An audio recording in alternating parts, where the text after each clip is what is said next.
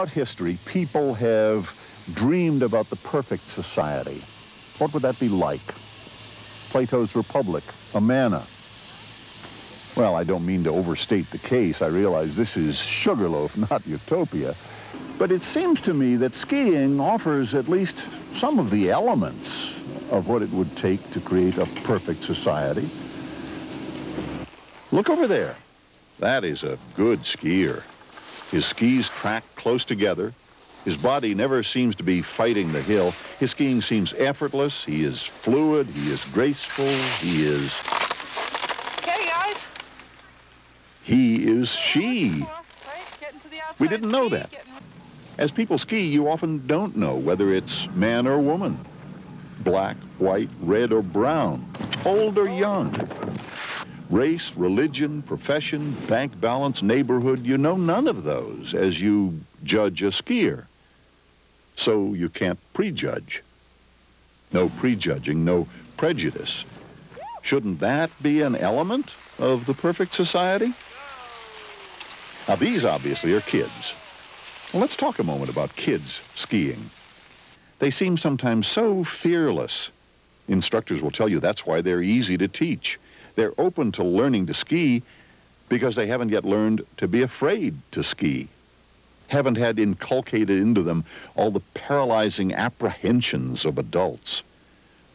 Some adults apprehensively lean toward the hill to avoid falling, which tends to make them fall. Kids, unafraid, don't hug the hill. They sail down, carefree, often not even using poles. How wonderful to teach kids what they can do instead of how timorous they should be trying.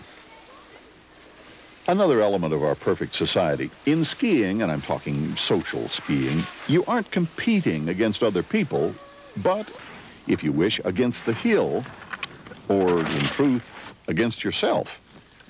Stretching your abilities, perfecting your skills, how much you succeed and how much you enjoy depends on your effort and determination, each person responsible for himself. Skiing does cost money, can be expensive. So does our metaphor break down? Well, maybe not. You buy a lift ticket before you are lifted. You pay up front. You don't expect the people behind you to pay for you, like the next generation, for example. And you don't expect something free. Now, that's not an unhealthy aspect for a society. And what about the argument that skiing is elitist, for only the most able of body and mind? Well, don't try to sell that one here. Maine's Special Olympics are held at Sugarloaf each year. Parenthetical question. Whatever one thinks of the Kennedy clan, won't history agree that the Special Olympics are the greatest legacy of any Kennedy? They remind us each year that mental and developmental handicaps are like handicaps at the horse track. The fact some individuals have handicaps means that they must be the strongest of all. This girl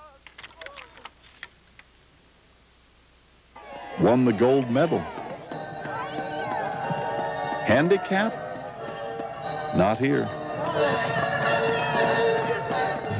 So here's what we have, a place where people are judged by what they do, not prejudged by what they are, where kids are encouraged, not inhibited, where each person is responsible for his or her own success and happiness, and where each person pays his or her own way, not expecting a free lift.